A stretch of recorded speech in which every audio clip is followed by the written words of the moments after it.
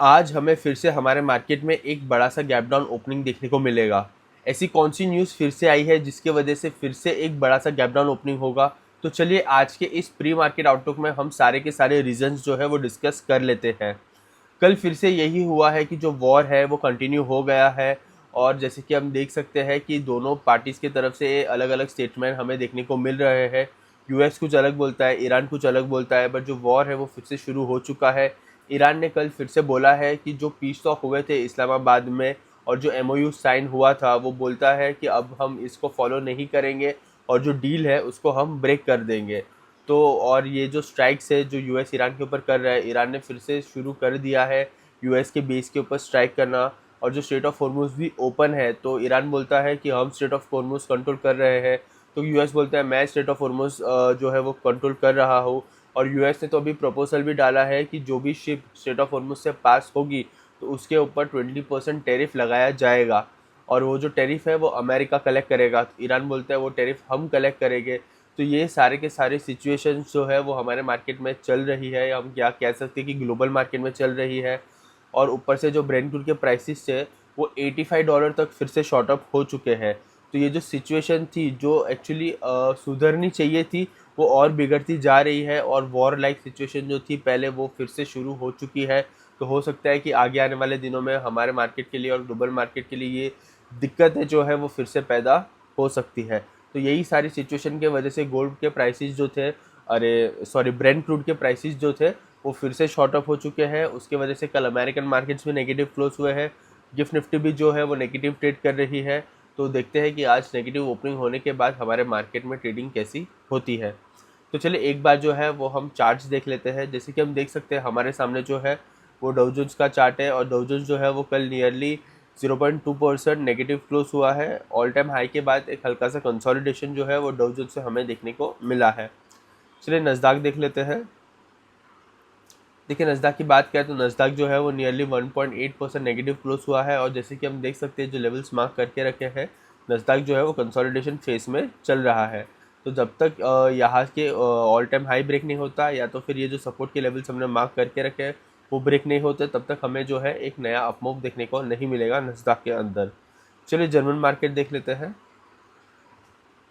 German market की बात करें तो जर्मन मार्केट जो है वो कल पॉजिटिव क्लोज हुए हैं, पर ज़्यादा नहीं, 0.1% ही पॉजिटिव क्लोज हुए हैं जैसे कि हम देख सकते हैं। और ऑल टाइम हाई के बाद इसके अंदर भी एक कंसोलिडेशन हमें देखने को मिल रहा है।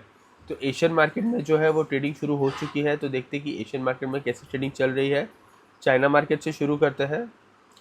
देखिए जैसे कि हमने कल भी डिस्कस किया हुआ था कि जो रेसिस्टेंस हमने मार्क करके रखा था वहीं से रिजेक्शन हमें देखने को मिला है चाइना मार्केट के अंदर। और आज भी जो विक बनी है वो काफ़ी बड़ी बनी है। इसका मतलब ये कि ये सुबह जो था वो बहुत ज़्यादा नेगेटिव था, अभी जो है वो रिकवरी देखने को मिली है, और अभी जो है वो पॉजिटिव से फ्लैट ट्रेड कर रहा है चाइना मार्केट।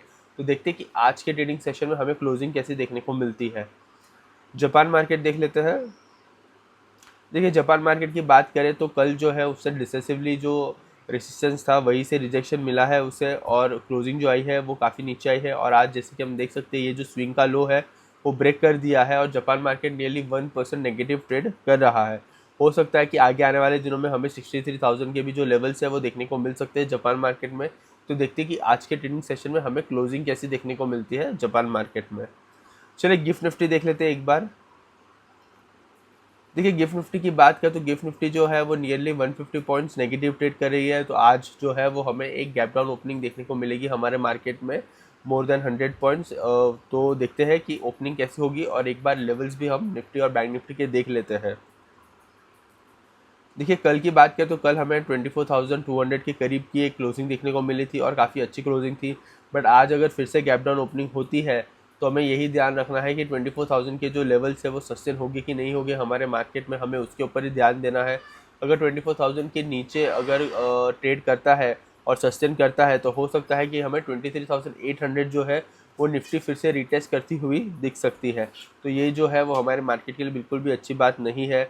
अगर हम बात करें तो कल हमने HCL का रिज़ल्ट के बारे में भी बात की थी। तो HCL का जो रिज़ल्ट आ चुका है, और रिज़ल्ट जो है वो अच्छा आया है, हम ऐसा कह सकते हैं, क्योंकि जो रेवेन्यू ग्रोथ हुई है वो 14% हुई है ईयर ऑन ईयर, और जो प्रॉफिट ग्रोथ हुई है वो 20% ईयर ऑन ईयर हुई है। मैनेजमेंट ने भी जो फ्यूचर आउटलुक है वो काफ़ी अच्छा बताया है। तो HCL टेक्नोलॉजीज़ तो मेरे हिसाब से जो हमने देखा था कल ऑलमोस्ट 4 to 5% पॉजिटिव ट्रेड कर रहा था, तो हो सकता है कि आज भी वो अच्छा परफॉर्म करे, क्योंकि कल जो था वो प्योरली IT सेक्टर ने हमारे मार्केट को सपोर्ट किया था। तो हो सकता है कि आज भी IT सेक्टर ट्राई करे हमारे मार्केट को सपोर्ट करने की। तो देखते हैं कि आज भी हमें कल के जैसी रिकवरी देखने को मिलती है या नहीं देखने को मिलती है। इतना भी याद रखना है आज हमें कि आज US का CPI का डेटा आने वाला है, तो हो सकता है कि आज मार्केट थोड़े बहुत वोलेटाइल हो और कल भी मार्केट जो है वो थोड़े बहुत वोलेटाइल हो सकते हैं। तो देखते हैं कि US का CPI का डेटा कैसा आता है। हमने इंडिया के CPI के डेटा के बारे में कल ही बात कर ली थी। हमें इंडिया का जो जून का CPI है वो 4.38% आया है, तो जो एक्सपेक्टेड था उससे थोड़ा सा ज़्यादा आया है और मंथ ऑन मंथ तो इंक्रीज हुआ ही हुआ है। तो देखते हैं कि उस न्यूज़ को भी आज हमारे मार्केट में हमें कैसा रिएक्शन देखने को मिलता है। लेवल्स तो जो थे वो हमने ऑलरेडी डिस्कस कर लिए निफ्टी के। अगर गैप डाउन ओपनिंग होती है और 24,000 सस्टेन होता है तो हमारे मार्केट के लिए अच्छा है। अगर 24,000 ब्रेक होता है तो 23,800 जो है वो इमीडिएट सपोर्ट बनेंगे। रेसिस्टेंस के बारे में हम बात नहीं करेंगे क्योंकि गैप डाउन ओपनिंग है, तो देखते हैं कि मार्केट जो है वो आज कैसा परफॉर्म करते हैं। चलिए एक बार बैंक निफ्टी देख लेते हैं। देखिए बैंक निफ्टी की भी अगर हम बात करें तो जो लेवल्स हमने कल डिस्कस किए थे वही लेवल्स जो है वो सपोर्ट के लेवल्स है। 57,400 से लेके 57,800 तक वो मेंटेन होंगे कि नहीं होंगे आज के ट्रेडिंग सेशन में हम देखते हैं, क्योंकि कल हमें निफ्टी और बैंक निफ्टी दोनों में 100% रिकवरी देखने को मिली थी। तो देखते हैं कि आज हमारे मार्केट जो है वो न्यूज़ पे कैसा रिएक्ट करते हैं। तो लेवल्स जो है वो हम सेम ही रखेंगे, जो सपोर्ट के लेवल्स हमने मेंशन करके रखे वो ब्रेक होते कि नहीं होते आज की ट्रेडिंग सेशन में हम उसके ऊपर फोकस करेंगे। चलिए ब्रेंट क्रूड देख लेते हैं। देखिए ब्रेंट क्रूड की बात करें तो ब्रेंट क्रूड के कल ही शॉर्ट अप हो चुका था। जैसे कि हम देख सकते हैं जो कैंडल है काफ़ी बड़ी बनी है, ऑलमोस्ट 11% कल शॉर्ट अप हो चुका था। और आज अगर हम बात करें तो 85.64 का एक हाई लगा था और अभी जैसे कि हम देख सकते हैं 84 के करीब ब्रेंट क्रूड ट्रेड कर रहा है। तो ये जो है एक अच्छी न्यूज़ नहीं है हमारे मार्केट के लिए और ग्लोबल मार्केट के लिए। ब्रेंट क्रूड जो है वो फिर से शॉर्ट अप हो चुका है। तो देखते हैं कि आज की ट्रेडिंग सेशन में हमारे मार्केट जो है इस न्यूज़ से कैसा रिएक्ट करते हैं और कैसा परफॉर्म करते हैं। एक बार USD INR भी देख लेते हैं।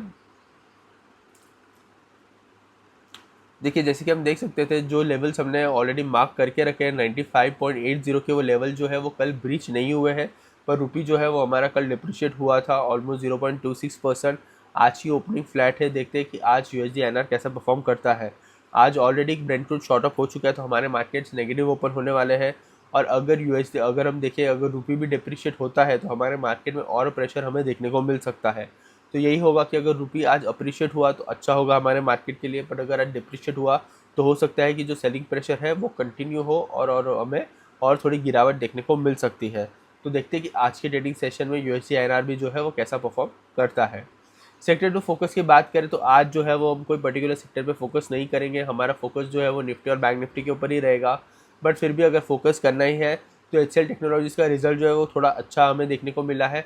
तो देखते हैं कि उसके IT सेक्टर जो है वो कैसा परफॉर्म करता है और जो HCL टेक्नोलॉजीज़ भी है वो कैसा परफॉर्म करता है वो हम आज हमारे ट्रेडिंग सेशन में देख लेंगे। तो IT सेक्टर पे हम हल्की सी वॉच रख सकते हैं आज की ट्रेडिंग सेशन में, बट मेन फोकस हमारा निफ्टी और बैंक निफ्टी के ऊपर ही रहेगा। चलिए एक बार जो है वो हम FII DI का डेटा देख लेते हैं।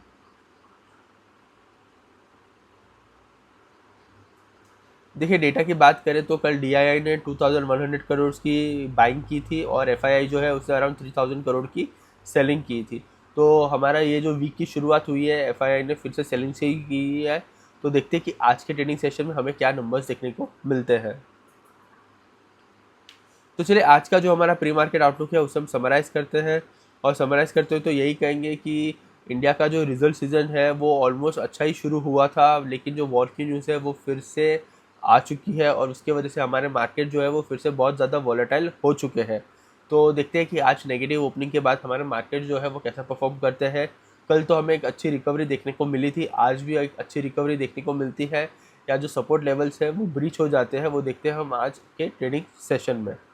तो चलिए यही थी हमारी प्री मार्केट आउटलुक की बातें। अगर आपको ये वीडियो अच्छा लगा है तो please like share and subscribe and thank you for watching.